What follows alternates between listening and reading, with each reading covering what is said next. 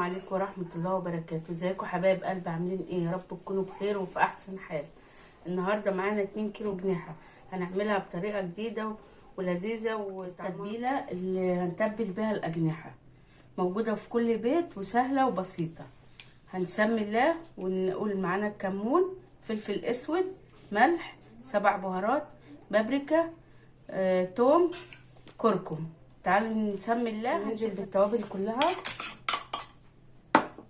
وهننزل بالزيت وهندوب كله في بعضه.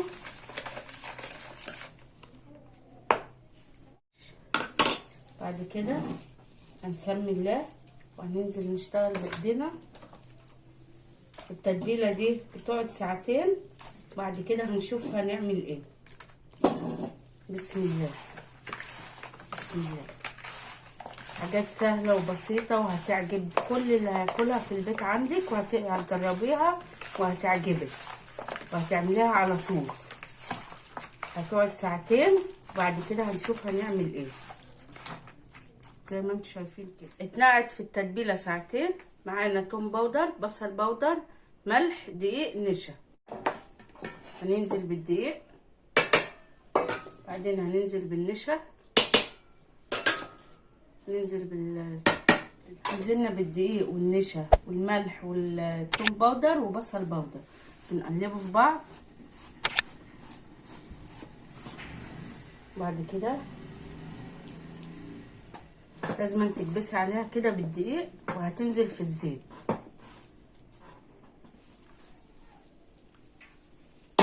لازم تقرصي عليها كده جامد.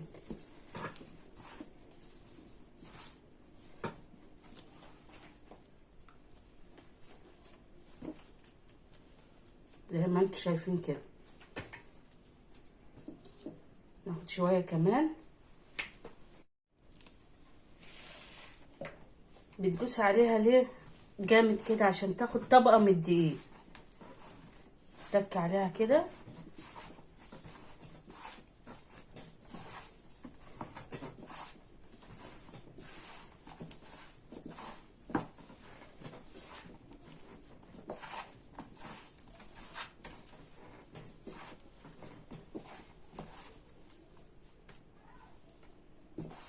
لما نقليها نشوف هنعمل ايه.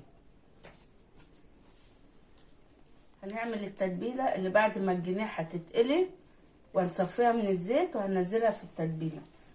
معانا صويا صوص، هنحط معلقتين.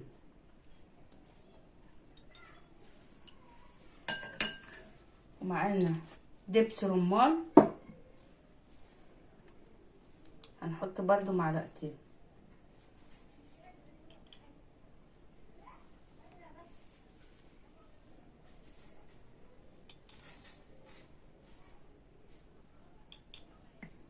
هنحط باربيكيا صوص برضو معلقتين.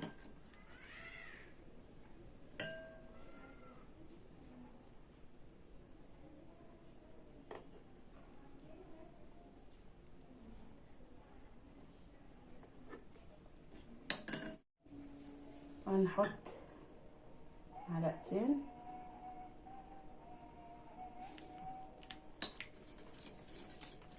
تعالوا بينا نسمي الله ونبتدي نقليها.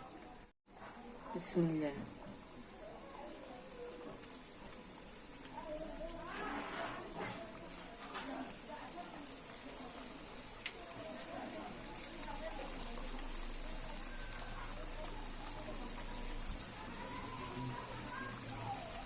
كده بعد ما احمرت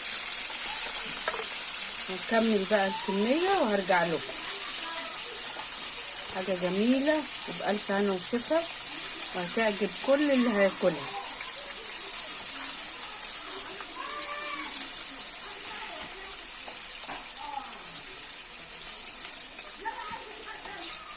هنكمل الكميه وارجع لكم. بعد ما قليناها وبردت هننزل عليها بالصوص اللي احنا عملناه.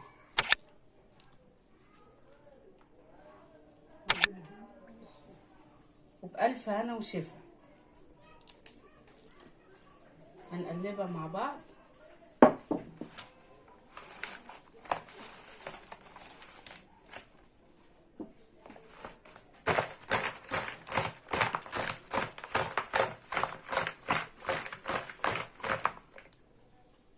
ده شكلها بعد ما خلص. وقطعت خضرة وحطيتها في الطبق، وبعد كده اترصت ورشينا عليها شوية سمسم، وعملت جنبها شوية رز. يا رب الفيديو عجبكم، ان شاء الله هتجربوها وهتعجبكم. ما تنسونيش في اللايك والاشتراك عشان يوصلكم كل جديد.